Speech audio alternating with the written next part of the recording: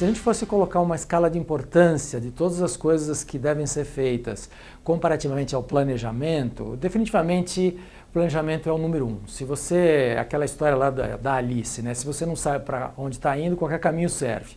Então a ideia de que você tenha uma noção clara do que você quer ser, do ponto de vista da proposta de negócios e do ponto de vista do posicionamento da sua empresa, todo o resto não faz sentido. Então, a partir do momento que você decide o que você quer ser para o seu cliente, você vai conseguir determinar uma projeção de vendas, uma projeção de custos, uma projeção até da equipe que você precisa para trabalhar.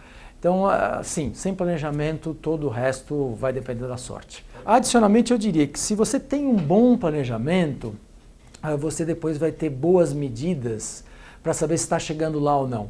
Então, a ideia de mensurar só é possível se você planejou, se você sabe para onde você quer chegar. Então, acho que esse é um ponto importante aí com relação ao planejamento em si.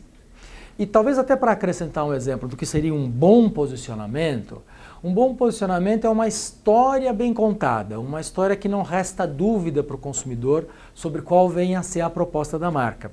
Eu acho que uma boa proposta, uma história bem contada é a da Cacau Show. A Cacau Show conta uma história muito boa, de produto bom, acessível, moderno.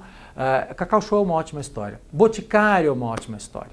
O Boticário fecha o ciclo, Natura fecha o ciclo. Você não tem dúvida e sabe claramente distinguir a proposta de Boticário da proposta de Natura, e as duas são propostas vencedoras. Eles entregam coisas diferentes, apesar de serem, de certa forma, concorrentes. Onde buscar as informações seguras para tomada de decisão? Definitivamente não é na internet e nos fake news. A gente pode entrar, por exemplo, no IPA Data. O IPA Data tem dados gratuitos, séries históricas muito interessantes. E você pode, por exemplo, pegar o desempenho do varejo lá, prontinho. A outra fonte bastante boa de buscar dados é o próprio IBGE. O IBGE tem uma série de informações, às vezes é um pouquinho difícil de você achar, mas elas são gratuitas, estão lá dentro e podem ser quebradas em diversos níveis. Eu também acompanharia os indicadores, sei lá, da FEComércio, da própria FGV, são indicadores de preço, são indicadores de emprego. Vale a pena você sempre se colocar contra esse tipo de informação. Como é que o seu desempenho está em função desses outros indicadores? E também no caso do varejo, eu recomendaria algumas associações e entidades que publicam dados sobre o varejo. Então, eu já falei da FEComércio, temos aqui o Centro de Varejo na Escola, tem a SBVC, temos a Alshop, temos a Abrace, que é a Associação de Shopping Centers. Esses já dão um bom panorama, digamos, dos indicadores de varejo que você poderia utilizar, esses mais confiáveis. E, eventualmente, algumas consultorias soltam relatórios importantes. A Deloitte solta um relatório importante para o varejo, a Price solta um relatório importante para o varejo.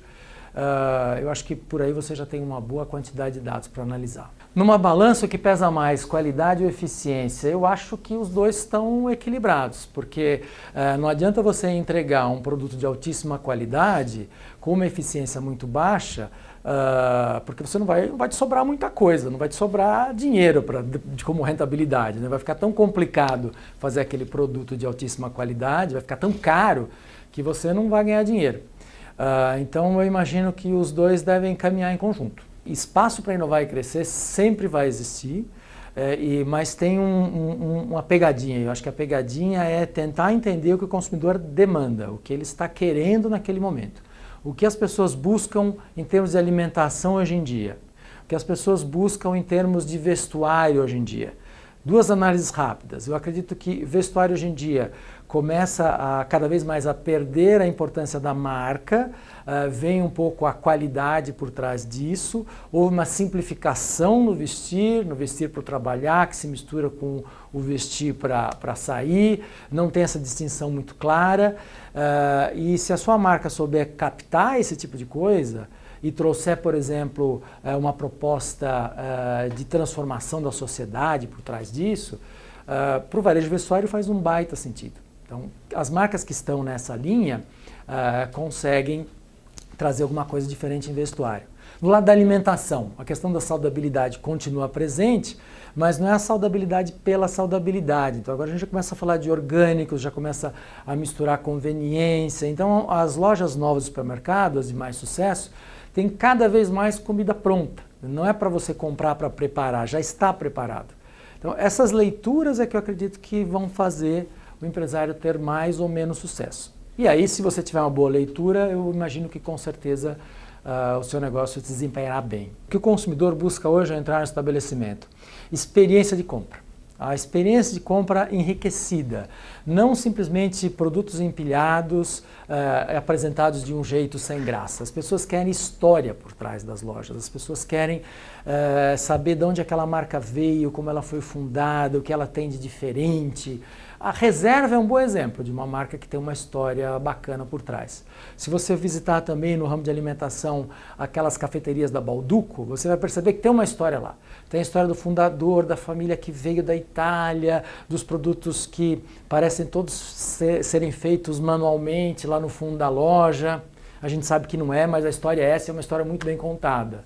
O caso do pão de queijo tem uma história bem contada. Então, quando a história é bem contada, a chance é grande de fazer sucesso. Eu acho que a sugestão é não ter medo da tecnologia e utilizar de verdade, porque tá tão fácil hoje em dia você fazer coisas.